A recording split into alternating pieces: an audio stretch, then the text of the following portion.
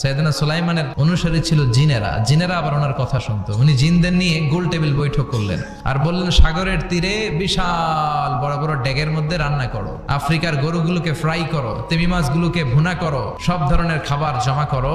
অমুক অমুক দিন দুপুর বেলায় আমি সাইয়েদনা সুলাইমান আলাইহিস সালাম গোটা বিশ্বের সবাইকে দুপুরের খাবার খাওয়াবো।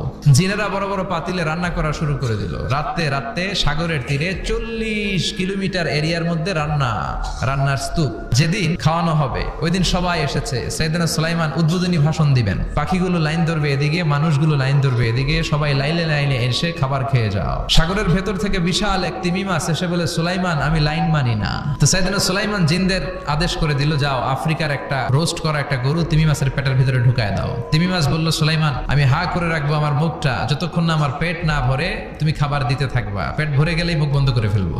সাইয়েদনা সুলাইমানের কথা অনুযায়ী জিনের বাদশা একটা আস্ত